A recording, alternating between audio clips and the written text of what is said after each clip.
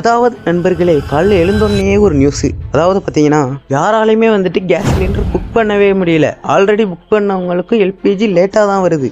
இதில் ஹோட்டல் கடைகள்லாம் இதே ஒரு காரணமாக வச்சு மூடிட்டானுங்க எல்பிஜி இல்லைன்ட்டு. சரி, கேஸை நம்பி இருந்தால் நம்ம பொழப்பு ஓடாதுன்னு தெரிஞ்சுக்கிட்ட எல்லாருமே இண்டக்ஷன் ஸ்டவ் வாங்கிறதுக்கு ஆன்லைன் ஸ்டோருக்குள்ளே போனால் எல்லாமே சோல்ட் அவுட்டுன்னு வருது.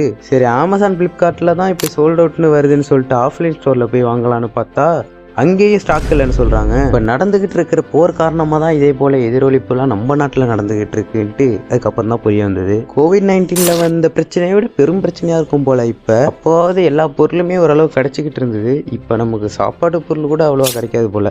போர் போக்கில் பெட்ரோல் ரேட்டு ஏறும்னு சொல்லி பீதியை கிளப்பி விட்டு போயிட்டானுங்க. இதை பார்த்த மக்கள் கேஸ் மாதிரி ஆகிட போகுதுன்ட்டு பெட்ரோல் பங்கில் வரிசை கட்டி நின்று க்யூவில் அடிச்சுக்கிட்டு எல்லாரும் 5 லிட்டரு 10 லிட்டருன்னு கேனாக பிடிச்சிட்டு போயிட்டு இருக்காங்க. ஒருவேளை பெட்ரோல் டீசல் விலை ஏறினுச்சுன்னா இதோட சேர்ந்து இன்னொரு பிரச்சனையுமே நடக்கும். எல்லா பொருளையுமே டிரான்ஸ்போர்ட் பண்ணுறதுக்கு நமக்கு பெட்ரோல் டீசலில் தான் ஏதாவது லாரி அது போல் போயிட்டு வரணும். அதனால உணவுப் பொருட்கள், காய்கறி எல்லாத்தோட ரேட்டுமே ஏற வாய்ப்பு இருக்குது. எப்போ தான் ப்ரோ இதெல்லாம் சரியாகும் அப்படின்னு கேட்டிங்கன்னா, அந்த போர் எப்போ முடியுதோ அதுக்கப்புறம் 1 நாளைக்கு கழிச்சு சரியாகும். ஆனால் இப்போ நடந்துகிட்டு இருக்கிற நிலவரத்தை பார்த்தா அந்த போர் முடிவுக்கே வராது போல்.